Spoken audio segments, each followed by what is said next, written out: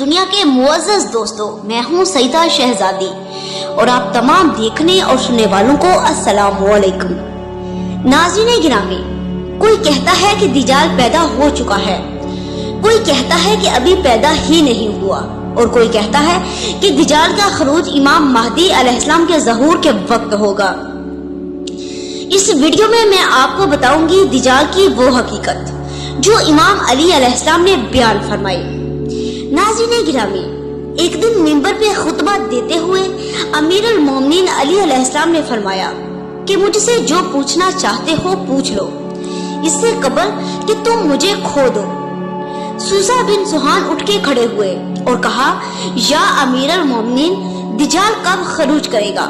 فرمایا، اس کی علامت یہ ہے کہ لوگ نماز کو فراموش کر دیں گے، امانت کو ضائع کر دیں گے، جھوٹ بولنے کو حلال سمجھیں گے، سود کھائیں گے، مضبوط عمارتیں بنائیں گے، دین کو دنیا کے عوض فروخت کریں گے، بے وقوفوں کے ہاتھ میں باغ ڈور دیں گے، عورتوں سے مشورہ کریں گے، قطع رحم کریں گے، خون ریزی کو معمولی بات تصور کریں گے، وزیر ظالم ہوں گے، علماء خیانت کار ہوں گے، جھوٹی گواہی کا عام رواج ہوگا، قرآن کو زیورات سے مزین کیا جائے گا، مساجد کی زینت بڑھا دی جائے گی، مینار لمبے ہوں گے، عہد شکنی ہوگی، فاسقوں کا بول بالا ہوگا، جھوٹے کو سچا اور خیانت کار کو امانت دار کہا جائے گا۔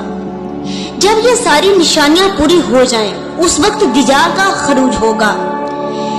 اس زمانے میں بہترین مقام کا بیت المقدس ہوگا۔ لوگوں پر ایسا زمانہ آنے والا ہے کہ وہ یہ تمنا کریں گے کہ کاش ہم اس کے مکین ہوتے۔ سنو، دجال ایک شیطانی نمائندہ ہے، پوری دنیا میں سب زنا زادے اس کے دوست ہیں۔ یہ دین محمدی کا مذاق اڑانے والا، ایک آنکھ والا، خدا کا بدترین دشمن ہے۔ یہ ظلم کا بازار گرم رکھے گا، حتیٰ کہ جمعہ سپہر کے وقت ملک شام میں ایک سبز عمامے والا شخص اسے قتل کرے گا۔ سوسا بن سہان نے کہا کہ وہ سبز عمامے والا کون ہے؟ فرمایا، وہ ہے جس کے پیچھے عیسیٰ ابن مریم نماز پڑھیں گے۔ وہ امام حسین علیہ السلام کی پشت سے 9ویں امام ہیں۔ وہ رکن و مقام کے درمیان ظہور کریں گے اور زمین کو پاک کریں گے۔ اللہم صلی علی محمد و آل محمد۔